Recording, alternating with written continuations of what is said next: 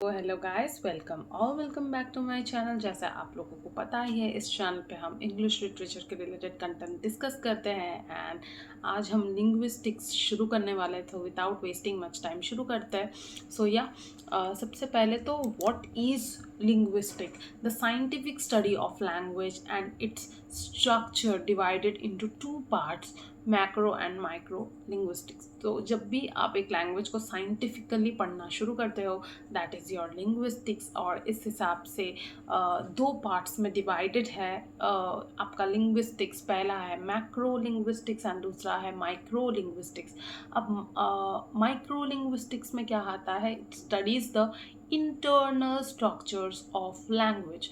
अभी internal structures of language क्या है? आप कैसे प्रोनाउंस कर रहे हो, कैसे उसे एक पैटर्न में अरेंज कर रहे हो, उस प्रोनाउंस किए हुए वर्ड्स को, ये सब आपका माइक्रो लिंग्विस्टिक्स में आ जाता है। And what is your macro linguistics? Macro linguistics यानी it studies the language in an external sense by trying to understand it in terms of society, psychology etcetera. So ऐसा कोई स्टडी ऑफ लैंग्वेज जहाँ पे आप language को इन terms of society, in terms of psychology और various social relations, जब उस तरह से आप लैंग्वेज को पढ़ना शुरू करते हो, that is your macro linguistics. अब आपको अभी डेफिनेशंस थोड़ी वेग लग रही होगी, थोड़ा समझ नहीं आ रहा होगा, सो इसे अब हम क्लियर करते हैं with the help of this diagram. Now branches of linguistics, as you can see, नाम है इसका डायग्राम का। एंड लिंग्विस्टिक्स, अब इसे कैसे कैसे डिवाइड किया गया है। सो पहले तो माइक्रो एंड मैक्रो। माइक्रो में is your phonetics, phonology, morphology, syntax, semantics, pragmatics. आप ये पोर्शन अभी कुछ देर के लिए होल्ड करके रखो, क्योंकि ये पोर्शन हम अभी थोड़ा डिटेल में पढ़ेंगे इसी वीडियो में। अब मैक्रो की तरफ आते हैं। सो मैक्रो फिर से दो डिविजन्स में डिवाइडेड है। एक है इंटरडिसिप्लिनरी, एक है इंट्रा डिसिप्लिनरी। सो इंटरडिसिप्लिनरी क्या है? Socio linguistics. सोशियो लिंग्विस्टिक्स यानी जब आप सोसाइटी में लैंग्वेज कैसे यूज़ हो रहा है, एक फॉर्मल सेटिंग में, एक इनफॉर्मल सेटिंग में, उसके बाद कैसे आप लैंग्वेज को पिजिन की तरह देखते हो, क्रियोल की तरह देखते हो, फर्स्ट लैंग्वेज क्या है, सेकंड लैंग्वेज क्या है, मदर टंग क्या है, नेटिव लैंग्वेज क्या है, ये सारा आपका सोशल लिंग्विस्टिक्स में आ जाता है। ठीक है, इसे भी इन डिटेल कवर करेंगे, अभी नहीं, बट इस लिंग्विस्टिक्स की जो सीरीज अभी हम शुरू कर रहे हैं, इसमें हम social linguistics definitely in detail cover करेंगे। उसके बाद ये साइको लिंग्विस्टिक। साइको लिंग्विस्टिक यानी कोई भी लैंग्वेज को कोई भी इंसान कैसे समझ रहा है, उसे कैसे कॉम्प्रिहेंड कर रहा है, उस लैंग्वेज को किस तरीके से अंडरस्टैंड कर रहा है, उस लैंग्वेज को किस तरीके से डिफरेंट सिचुएशंस में कोई अप्लाई कर रहा है। All of this is your psychology की इंडिविजुअल यूसेज ऑफ लैंग्वेज क्या है। ठीक है, कैसे हम इंडिविजुअल लेवल पर साइकोलॉजिकली लैंग्वेज को देख सकते हैं, यानी कि मुझे एक चीज़ एक तरीके से समझ में आ रहा है, आपको वही चीज़ किसी और तरीके से समझ में आ रहा है। क्यों? क्योंकि हम दोनों की लाइफ में डिफरेंस रहा है, हमारे एक्सपीरियंसेस में डिफरेंस रहा है। सो ये साइकोलॉजिकली हमारे लैंग्वेज को समझने को भी अलग कर देगी। और the way I will use language and the way you will use language, ये भी साइकोलॉजिकल बेसिस पे अलग हो जाता है। ठीक है, सो ये हो गया psycholinguistics. So basically psycholinguistics is about how you understand language on an individual level. ठीक है, एज एन इंडिविजुअल आप कैसे लैंग्वेज को समझ रहे हो, आपका इंटरप्रिटेशन क्या है, आपका कॉम्प्रीहेंशन क्या है एक पर्टिकुलर सेंटेंस को जब आप पढ़ रहे हो, तो दैट इज़ योर साइकोलिंग्विस्टिक्स। उसके बाद आता है आपका न्यूरोलिंग्विस्टिक्स। तो आपका ब्रेन कैसे फंक्शन करता है, आपका नर्वल सिस्टम कैसे फंक्शन कर रहा है, ये आपका आ जाता है न्यूरोलिंग्विस्टिक्स में, लैंग्वेज के सेंस में। ठीक है, उसके बाद स्टाइलिस्टिक्स। अब स्टाइलिस्टिक्स क्या है? स्टाइलिस्टिक्स मतलब आप किस तरीके से किसी चीज़ को प्रेजेंट कर रहे हो। यानी कि सपोज एक टेक्स्ट है, वो एक फेमिनिस्ट टेक्स्ट है, तो वो फेमिनिस्ट स्टाइलिस्टिक्स हो गया। उसके बाद कोई एक टेक्स्ट है जहाँ पे जेंडर बेस्ड बातें हो रही है, ठीक है, तो वो जेंडर स्टाइलिस्टिक्स हो गया। रेटोरिक भी यहाँ पे आ जाता है, टोन भी यहाँ पे आ जाता है, ये सारी चीज़ें आपकी स्टाइलिस्टिक्स में आ जाएगी। बेसिकली आपकी स्टाइल में एक पर्टिकुलर टेक्स्ट को अरेंज कर रहे हो, ये आपका यहाँ पे आ जाता है। उसके बाद कंप्यूटेशनल लिंग्विस्टिक्स, ये बहुत इंपॉर्टेंट और बहुत इंटरेस्टिंग एक चीज़ है। करंट टाइम में आप देख रहे होंगे वीडियोस के नीचे ना ट्रांसलेशन आ रहा होता है या फिर कैप्शंस जनरेट हो रहे होते हैं, राइट। जैसे जो बोल रहा है, सपोज बहुत सारी रील्स जो आप देखते हो, जो क्रिएटर बोल रहा है या इन्फ्लुएंसर जो बोल रहा है या बोल रही है, वो कैप्शंस में आ रहा होता है। सो जब आप कोई ऐसा ऐप बनाते हो जो कि इंग्लिश लैंग्वेज को समझेगा और इन रिटर्न आपको हेल्प करेगा, that is your computational linguistics, ठीक है। कंप्यूटेशनल में क्या होता है कि आप ऐसा ऐप या आप ऐसा कोई भी टेक्नोलॉजिकल स्ट्रक्चर बनाते हो जहाँ पे वो स्ट्रक्चर इतना कम्पिटेंट होता है कि वो लैंग्वेज को समझ पाए, इंग्लिश लैंग्वेज को समझ पाए या किसी भी पर्टिकुलर लैंग्वेज को समझ पाए, और उस बेसिस पे आपको कैप्शंस जनरेट करके दे या कोई भी दूसरा टेक्नोलॉजिकल काम करके दे, लेकिन उसके पहले तो उस एप्लीकेशन को लैंग्वेज समझ में आनी चाहिए। सो ऐसी एप्लीकेशन या ऐसा सिस्टम जो आप बनाते हो जो कि लैंग्वेज को कॉम्प्रीहेंड कर सके, और वो फिर आपको अलग अलग तरीके से आप जब उसका हेल्प करते हो, एआई बोलो या फिर कैप्शंस बोलो, जो भी बोलो, that is your computational linguistics. उसके बाद कॉर्पस लिंग्विस्टिक्स। अब ये कॉर्पस लिंग्विस्टिक्स क्या है? कॉर्पस लिंग्विस्टिक्स मतलब आप जब किसी वर्ड का या किसी किसी पर्टिकुलर वर्ड का आप जब पूरा डेटा समझने की कोशिश करते हो, मतलब सपोज जो वर्ड था कोविड, वो 2019 में बहुत ज़्यादा यूज़ हुआ था, उसके पहले यूज़ नहीं हुआ था, उसके बाद भी उतना ज़्यादा यूज़ नहीं हुआ था, but 2019 and 2020 were the 2 years जो कि जहाँ पे मेजर यूज़ दिखता है आपको इस कोविड वर्ड का। तो ये हो गया कॉर्पस लिंग्विस्टिक्स, जहाँ पे आप कोई पर्टिकुलर रियल लाइफ में जो लैंग्वेज यूज़ हो रही है, जो वर्ड्स यूज़ हो रहे हैं, उसका जब आप पूरा कंप्यूटराइज्ड डेटा निकालते हो कि कितने दिन से यूज़ हो रहा है, कहाँ कहाँ यूज़ हो रहा है, ये पूरा आपको ये नॉलेज पूरा जब कंप्यूटर निकाल के दे, टेक्नोलॉजी के हेल्प से जब आप निकाल के उस पूरे डेटा को निकालते हो, that is your corpus linguistics, ठीक है। आपको किसी भी वर्ड का या किसी भी चीज़ का आपको डेटा मिलता है कि कितने दिन से कैसे कैसे कहाँ पे कितना ज़्यादा या कितना कम कोई भी पर्टिकुलर वर्ड यूज़ हुआ है, या so this is your corpus linguistics. So आप देख सकते हो कंप्यूटेशनल एंड कॉर्पस में कंफ्यूज मत होना, दोनों बहुत अलग चीज़ें हैं। कंप्यूटेशनल इज़ जब आप ऐसा कुछ बनाते हो सिस्टम या एप्लीकेशन जो लैंग्वेज को समझ सके, एंड कॉर्पस इज़ जब आप लैंग्वेज को समझते हो थ्रू कंप्यूटर, ठीक है। सो दोनों बहुत अलग चीज़ें, डोंट गेट कन्फ्यूज। एंड इसके बाद इंट्रा डिसिप्लिनरी में जो आता है, पहले तो अप्लाइड लिंग्विस्टिक्स। अप्लाइड क्या है?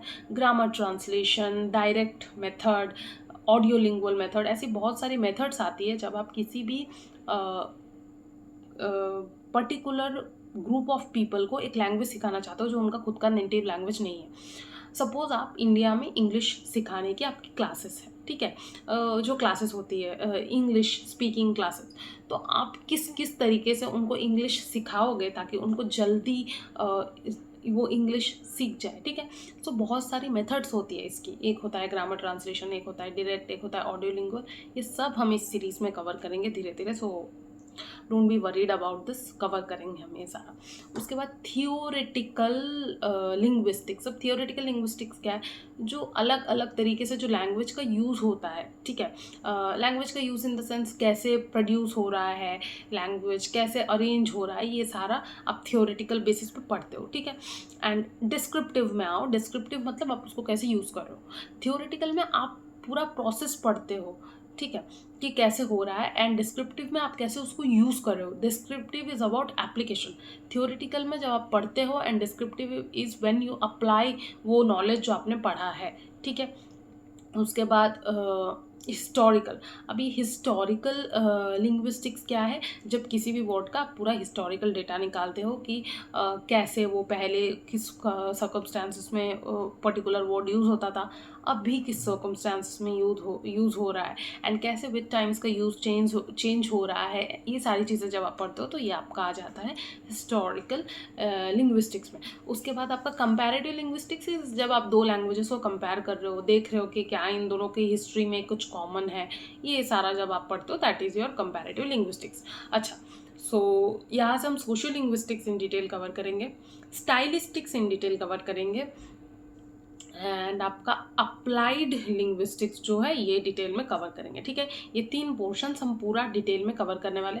बाकी कुछ उतना ज़्यादा आपको यूजीसी नेट नहीं पूछता है, तो you don't need to be so worried about the rest of the topics. नहीं पूछा जाता है, जो पूछा जाता है डिटेल में वो हम कवर करेंगे, ठीक है। And if you are B और M A student who is watching this, आपको सोशल लिंग्विस्टिक्स से क्वेश्चंस पूछे जाते हैं, आपको स्टाइलिस्टिक्स से एग्जाम में क्वेश्चन पूछे जाते हैं, एंड आपको अप्लाइड लिंग्विस्टिक्स से क्वेश्चन पूछे जाते हैं। उसके अलावा बाकी जो जितनी भी चीज़ है आपको उतना डिटेल में वहाँ से कुछ नहीं पूछा जाता है, या हार्डली कुछ पूछा जाता है, ठीक है।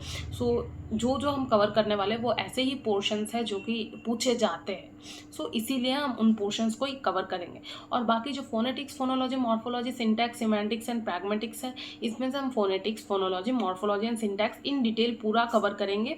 और इस वीडियो में मैं आपको पूरा जो इसका इंट्रोडक्टरी पोर्शन है फोनेटिक्स का, फोनोलॉजी का, मॉर्फोलॉजी का, सिंटैक्स का, ये अभी बताने वाली हूँ। लेकिन साथ ही साथ ये जो बाकी सिमेंटिक्स, प्रैग्मेटिक्स है, ये हम इस वीडियो में पूरा कवर कर लेंगे, ठीक है। उसके बाद आपको उसकी कोई ज़रूरत नहीं है। फोनेटिक्स, फोनोलॉजी, मॉर्फोलॉजी, सिंटैक्स आपको थोड़ा डिटेल में समझना होता है, तो वो हम उस हिसाब से डिटेल में कवर करेंगे। तो यहाँ से हम क्या क्या डिटेल में कवर करेंगे? Phonetics, phonology, morphology, syntax, socio linguistics, stylistics and your applied linguistics, ये सारी चीज़ें हम इन डिटेल इस सीरीज़ में कवर करेंगे, राइट। सो अब हम थोड़ा सा आगे बढ़ते हैं एंड माइक्रो लिंग्विस्टिक्स में आते हैं। Now the scientific study of language and its structure including the study of grammar, syntax and phonetics, the 6 branches of linguistics include. अब 6 ब्रांचेस ऑफ लिंग्विस्टिक्स कौन कौन सी है?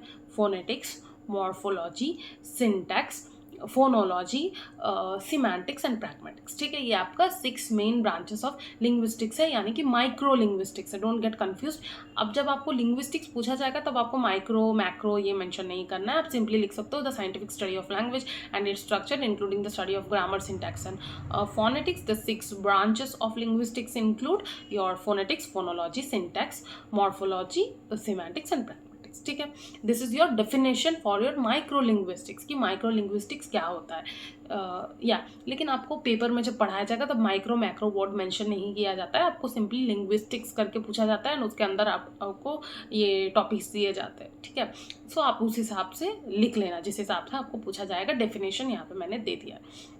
उसके बाद you have phonetics. Now what is phonetics? Phonetics is the study of how the sounds are produced. ये sounds produce कैसे हो रहे हैं, वो है आपका स्टडी। अब प्रोड्यूस होना मतलब how you are using your lips, how you are using your teeth, how you are using your tongue, how you are using your food pipe. और ये आपका पूरा जो मतलब कैसा आपका मेन जो ऑर्गेन्स है वो कैसे यूज़ हो रहे हैं in order to produce sound, ये होता है आपका फोनेटिक्स, ठीक है। अब फोनेटिक्स आपका पूरा डिवाइडेड हो जाता है फर्दर 3 पार्ट्स में। आर्टिकुलेटरी मतलब आपका पूरा जो ऑर्गेन्स है जितने भी जो यूज़ हो रहे हैं ये आ जाएगा। अकाउस्टिक मतलब या एकॉस्टिक मतलब जो वेव लेंथ है, फ्रीक्वेंसी है, एम्पलीट्यूड है, जो साउंड की फिजिकल फीचर्स जितनी है वो। And auditory is how the listener is interpreting and decoding the meaning, ठीक है। ब्रेन कैसे फंक्शन कर रहा है। So articulatory is about the organs of speech, the organs in your mouth, the different organs, इसमें आपका लंग्स, वो सब पूरा सिस्टम आता है, ठीक है। उसके बाद acoustic is the physical properties of sound and auditory is about how the meaning is being decoded by the listener, ठीक है। उसके बाद you can see यहाँ पे कुछ मैंने एग्जाम्पल्स लिए हैं जो आपका बाइलैबियल मतलब जब लिप्स यूज होता है, लिबोडेंटल मतलब जब लिप एंड टीथ यूज़ होता है, डेंटल मतलब जब सिर्फ टीथ यूज़ होता है, एल्वियोलर मतलब जब रिच यूज़ होता है, वेलर मतलब जब tongue to soft palate use होता है, एंड फ्रिकेटिव्स मतलब जब फ्रिक्शन होता है। यानी जब आप मैप बोलोगे तो आपकी दोनों lips map, you can see the lips are used. जब आप फोन बोलोगे then lip and teeth use होता है। उसके बाद जब आप थाई बोलोगे तो tongue and teeth, you can understand, right. आप प्रोनाउंस करके देख सकते हो, ये यहाँ पे जो लिखा है वैसे वैसे। जब आप नेट बोलते हो, जो your tongue touches the top of your mouth when you say tongue, so your tongue when you say net, ठीक है। नेट जब आप बोलते हो तो क्या होता है, आपका जो टंग है वो रिच को टच होता है, यानी ऊपर का पोर्शन जो आपके माउथ का होता है वहाँ पे टच होता है, right. So your tongue and rich, even when you say टंग तब भी आप देख सकते हो आपका जो टंग है वो ऊपर रिच को टच हो रहा है। उसके बाद वेलर, जो कि है tongue and soft palate. Soft palate is again ये जो रूफ ऑफ द माउथ जिसे बोलते हैं उसका जो पीछे का पोर्शन होता है। एंड फ्रिकेट इज मतलब फ्रिक्शन, व्हेन यू से शाई देन यू कैन सी आपके दोनों टीथ में एक फ्रिक्शन होगा, शाई। ठीक है, सो ये आपका है phonetics, how the sound is produced. ठीक है, उसके बाद फोनोलॉजी। फोनोलॉजी क्या होता है? Phonology is how the sounds are arranged in a system. अब यहाँ पे क्या होता है? How the produce sounds are arranged in a system to derive a meaning out of it. अब यहाँ पे आप देखो शेफ जो लिखा है, शेफ, ठीक है, कॉयर, चीज, तीनों CH से शुरू हो रही है। ठीक है, लेकिन यहाँ पे जो CH को जो पोर्शन रिप्रेजेंट कर रहा है वो अलग है। अब देख सकते हो मैंने कैसे साइड में लिखा है। सो इसीलिए कैसे साउंड अलग अलग वर्ड्स एक साथ आती है, एक सिस्टम में आती है और मीनिंग जनरेट करती है। अलग अलग साउंड, सॉरी वर्ड्स नहीं, अलग अलग साउंड्स कैसे एक साथ आती है एंड कैसे मीनिंग जनरेट करती है। जैसे इस CH का ये जो साउंड है ये इनिशियल पोर्शन का है, उसके बाद E है, E की तरह लिखा हुआ है, F जो है वो F की तरह लिखा हुआ है। ठीक है, सो ये तीन अलग अलग साउंड्स है और ये तीनों अलग अलग साउंड्स एक साथ आती है टू मेक शेफ। ठीक है, same goes for your coir, same goes for your चीज। तो दिस इज योर फोनोलॉजी कि कैसे डिफरेंट साउंड्स एक साथ आती है in order to generate meaning out of it. ठीक है, तो फोनेटिक्स क्या था कि कैसे साउंड्स प्रोड्यूस होते हैं, फोनोलॉजी क्या है कि कैसे मीनिंग जनरेट होती है यहाँ से। मॉर्फोलॉजी क्या है? Morphology is the study of how words are structured from meaningful meaningful units called morphemes। जैसे इसमें रूट्स, प्रीफिक्सेस, सफिक्सेस, यानी कि आप जैसे देखो unhappiness, un is your prefix, happy is your root word यहाँ पे, and ness is your suffix. ठीक है, सो ये तीनों एक साथ आके अनहैप्पीनेस बनाती है। कैट में क्या हो रहा है? कैट आपका रूट वर्ड है, एस इज योर सफिक्स, तो both things come together to make cats. ठीक है, सो ये आपका हो गया मॉर्फोलॉजी। मॉर्फोलॉजी में बेसिकली वर्ड्स किस तरीके से छोटी स्मॉलेस्ट मीनिंगफुल वर्ड्स, अन को आप और नहीं तोड़ सकते, हैप्पी को आप और नहीं तोड़ सकते, नेस को आप और नहीं तोड़ सकते। तो ये तीनों वर्ड्स जो जितना स्मॉलेस्ट लेवल है, स्मॉलर मीनिंगफुल वर्ड्स कैसे एक साथ आती है, इस पूरे प्रोसेस को हम कहते हैं मॉर्फोलॉजी। ठीक है, उसके बाद सिंटैक्स। सिंटैक्स मतलब बेसिकली जो ऑर्डर होता है, सब्जेक्ट, वर्ब और ऑब्जेक्ट का जो ऑर्डर होता है।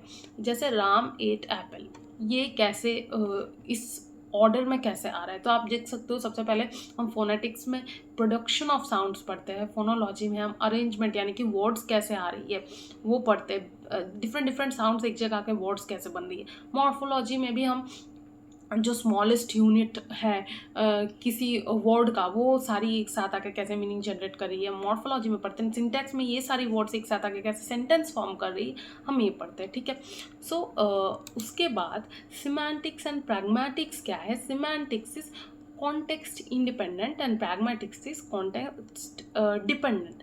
अब इसका मतलब क्या है देखते हैं। सिमेंटिक्स में क्या होता है? मीनिंग जो है, interpretation of word, science and sentence structure, ये जो है यहाँ पे बेसिकली नॉर्मल मीनिंग होती है। मतलब सपोज मैं बाई डेफिनेशन जाती हूँ सबसे पहले। Semantics mean the meanings and the interpretation of word, science and sentence structure. Semantics largely determine our reading comprehension, how we understand others and even what decisions we make as a result of our interpretations. तो हमें जो समझ में आ रहा है हमारे knowledge से बस उतना ही, यहाँ पे कॉन्टेक्स्ट का कोई लेना देना नहीं होता है। आपको कुछ समझ में आया तो वो समझ में आया। जैसे example, she takes a packet of macarons from her pockets and eats 1 or 2। तो सिंपल सा एक सेंटेंस है कि उसने अपने पॉकेट से मैकरोन्स निकाला एंड उसने एक या दो खाया। ठीक है, कुछ नहीं है, सिंपल एक मीनिंग है, आपको समझ में आ गई। लेकिन अब जब प्रैग्मेटिक्स में हम जाते हैं तो कैसे चेंज होगा? ये कॉन्टेक्स्ट इंडिपेंडेंट है, सॉरी कॉन्टेक्स्ट डिपेंडेंट है। मतलब pragmatics studies language that is not directly spoken, instead the speaker hints और suggests at a meaning and the listener assumes the correct intention। मतलब she takes a packet of macarons from her pockets and eats 1 or 2। अगर आपने dolls house पढ़ा होगा तो आपको पता होगा ये लाइन नोरा के लिए आता है। एंड मैकरोन ईटिंग सिमेंटिक लेवल पे ऐसा लग सकता है कि हाँ कोई नोरा मैक्रोन्स निकाल के खा रही है, पर हमें पता है प्रैग्मेटिक लेवल पे कि ये एक लेवल का रेबेलियन है, या ये एक लेवल का रिवोल्ट है जो वो अपने हस्बैंड की तरफ कर रही है, स्मॉल एक्ट ऑफ रिवोल्ट। क्योंकि नोरा का हस्बैंड नोरा को कंट्रोल करने का कोशिश करता है, एंड जब भी नोरा अपने आप को ये प्रूव करना चाहती है कि she is not controlled, she can revolt, वो क्या करती है, एक मैक्रोन उठा के खाती है। ठीक है, तो यहाँ पे ये कॉन्टेक्स्ट डिपेंडेंट हो गया। जब तक सिमेंटिक लेवल पे था तब तक आपको क्या लग रहा था, कोई मैक्रोन निकाल के खा रहा है, लेकिन जब ये प्रैग्मेटिक लेवल पे आ गया तब आप इस टेक्स्ट के रेफरेंस में जब इसको समझोगे, इस कॉन्टेक्स्ट के तरीके से जब आप समझोगे, तो आपको समझ में आ जाएगा कि ये एक एक्ट ऑफ रिवोल्ट है। So yeah this was all that I wanted to share with you people in this video. इसमें जो प्रीवियस ईयर्स क्वेश्चंस जो भी थे सारी कवर्ड हो गई है। You don't have to be tensed about this. जो प्रीवियस ईयर क्वेश्चंस थी सारी की सारी हैव बीन कवर्ड, सारा कवर हो चुका है। ठीक है, सो या इसके बाद हम एक एक टॉपिक को इन डिटेल पढ़ेंगे। सबसे पहले हम शुरू करेंगे फोनेटिक्स, ठीक है, क्योंकि वही से शुरू हो रहा है। सो फोनेटिक्स शुरू करेंगे नेक्स्ट वीडियो में। सो उसके अलावा मुझे आपको जो बताना था, इस चैनल पे मैंने क्रिटिसिज्म कवर किया प्रीवियस ईयर एनालिसिस के क्वेश्चंस पर, यूजीसी नेट के। ऑब्वियसली आप वो चेक कर सकते हो। थ्योरी सारी कवर कर दी है प्रीवियस ईयर क्वेश्चंस के एनालिसिस पर, आप वो चेक कर सकते हो। मैंने अपनी जो जर्नी है वो बताई है, क्या मैंने मिस्टेक्स की थी, कैसे आप प्रिपेयर कर सकते हो, आप वो देख सकते हो। उसके बाद ऑल्सो आप क्या कर सकते हो, आपने अगर आप बी और एमए के स्टूडेंट हो तो आप आंसर राइटिंग कैसे करना है, कैसे लिखना है, उसके रिगार्डिंग मैंने एक वीडियो बनाई, आप वो भी देख सकते हो, right. So yeah this was all that I wanted to share with you people in this video. For more such content, stay tuned to the channel, do like, share and subscribe if you like the content, and yeah, thank you.